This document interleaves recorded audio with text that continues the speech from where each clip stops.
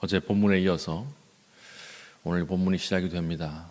본래적 성전의 기능을 잃은 성전 체제, 이것을 이제 하나님께서 무너뜨리기로 작정을 하셨죠. 그래서 6절 보시면 너희 보는 이것들이 날이 이르면 돌 하나도 돌 위에 남지 않고 다 무너뜨려지리라. 성전이 붕괴되고 종말이 끝이 올 것이다, 이렇게 말씀을 하십니다. 이 사건은 어떻게 봐야 될까요? 예수님이 이 말씀을 하시고 약 40년 뒤에 예루살렘 성전이 실제로 로마에 의해서 무너집니다. 다 무너지고 지금 남아있는 것은 성전의 그 한쪽 모퉁이 벽 하나밖에 없죠. 그 통곡의 벽, 이렇게 해서 유대인들이 와서 기도하고 그런 이제 지금 상황에 처해 있는데, 우리 주님이 40년 후에 일어날 성전이 무너지는 것을 이야기한 사건인가? 그런데 뒤에 보면 또 종말에 관한 이야기가 쭉 있거든요. 그럼 주님이 무엇을 보고 말씀하신 걸까? 종말에 대한 이야기인가? 40년 뒤에 역사적 사건인가? 해석이 분분하다가 요즘은 대부분의 학자들이 어떻게 보느냐, 두 개를 다 동시에 봅니다. 40년 뒤에 성전이 실제로 무너진 이 사건이 일어날 것을 이야기한 것이고, 이 성전이 무너지는 것이 어떤 역사적 사인을 가지는가, 이것을 주님이 동시에 보면서 말씀하신 것이다, 이렇게 이제 보는 것이죠. 그래서 마지막 세상의 종말이 일어날 때 어떤 특징이 있습니까? 보면 10절부터 쭉 나오죠. 또 이르시되 민족이 민족을, 나라가 나라를 대적하여 일어나겠고 곳곳에 큰 지진과 기근과 전염병이 있겠고 또 무서운 일과 하늘로부터 큰 징조들이 있으리라. 마지막 때가 가까이 오면 이러한 징조들이 있을 것이다. 그러나 놀라지 말라. 이런 것들은 종말이 아니라 종말의 시작일 뿐이다. 이런 일들이 있으면 때가 가까이 왔구나, 이렇게 여기라라고 하는 것이죠. 그럼 주님께서 이 일들을 왜 먼저 말씀해 주실까요? 이런 핍박이 있고 아픔이 있을 것이다, 왜 말씀해 주실까요? 이것은 사도들에게 준비하라, 이렇게 말씀하신 게 아니에요. 각오해라, 이런 말씀하신 게 아니에요. 이런 일이 점점 있을수록 더 심해지는 일이 있는데 무엇입니까? 12절이죠. 이 모든 일 전에 내 이름으로 말미암아 너희에게 손을 대어 박해하며 회당과 옥에 넘겨주며 임금들과 집권자들 앞에 끌어가려니와. 더 심하게 핍박한다는 거예요. 이런 마지막 징조들이 있기 전에 예수 믿는 사람들, 기독교인들을 세상 사람들은 굉장히 심하게 핍박할 것이다. 그러니까 각오하라, 이게 아니고 기다리라, 그 말도 아니고 주제는 딱 하나입니다. 주님께서 왜 이 말을 하시느냐? 13절이죠. 이 제일 중요한 거예요. 이 일이 도리어 너희에게 증거가 되리라.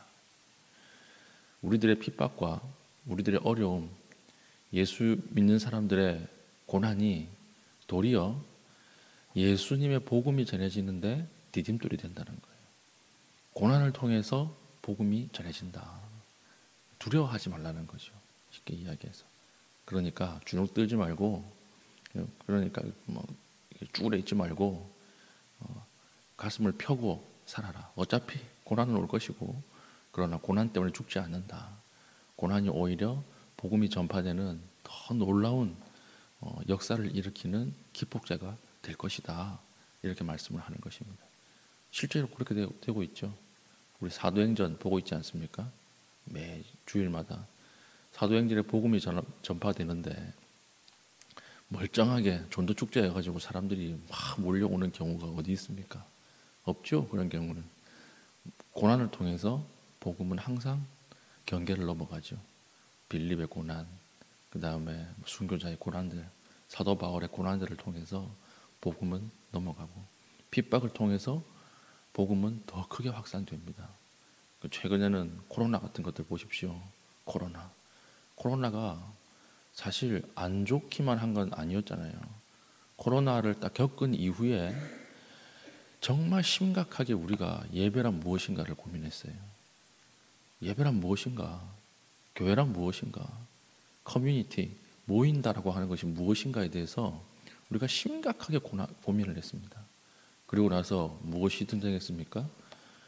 우리 온라인 예배라고 하는 것이 등장을 했잖아요. 온라인 예배.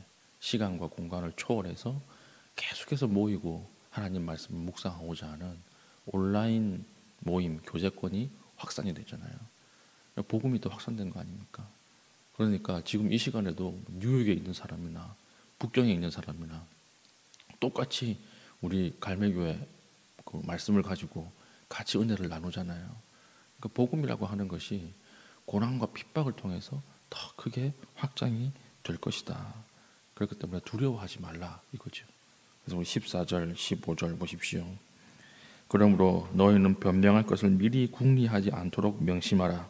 내가 너희의 모든 대적이 능히 대항하거나 변박할 수 없는 구변과 지혜를 너희에게 주리라. 고난이 올 것인데 무서워하지 마라. 왜냐? 그때마다 필요한 지혜와 이겨낼 수 있는 힘을 줄 것이라는 거예요. 내가 줄 것이니까 고난이 왔다, 핍박이 왔다 그러면 올 게 왔구나. 지혜도 같이 오겠구나. 은혜도 같이 오겠구나. 이것을 생각하라. 이렇게 이야기를 하는 것이죠. 말세가 될수록, 마지막이 될수록 우리의 삶의 고단함이 복음 전도의 디딤돌이 됩니다. 이것을 알고 당하면 담대할 수 있는 거죠. 우리에게 다가오는 많은 어려움들이 있지 않습니까? 올 게 왔다고 생각하십시오. 그리고 나서 그 뒤에 하나님의 지혜와 하나님의 은혜도 같이 오는 것입니다. 그래서 오늘 18절 보십시오. 너희 머리털 하나도 상하지 아니하리라. 말세가 오지만 보호하시는 하나님, 경계를 치는 하나님, 손으로 덮으시는 그 하나님을 묵상하시면서 오늘도 담대하게 주의 종으로 살아갈 수 있는 하나님의 백성 될 수 있기를 축복합니다. 아멘. 기도하겠습니다. 이럴 때 하나님, 마지막에 다가올수록 더 주님을 의지하게 하시고 또 분별력과 환난을 견디는 인내를 허락하여 주시옵소서. 기도하시고요. 그리고 오늘 우리 김종규 집사님 입관 예배가 있습니다. 교회에서 10시에 보람의 병원으로 출발합니다. 여러분 참석하시는 분들은 또 가서 위로를 해주시고, 참석하지 못하시는 분들은 또 있는 이 자리에서 또 가정을 위로하며 기도해 주시기를 바랍니다. 우리 기도의 제목 가지고 기도하시고 자유롭게 기도하신 이후에 돌아가시겠습니다.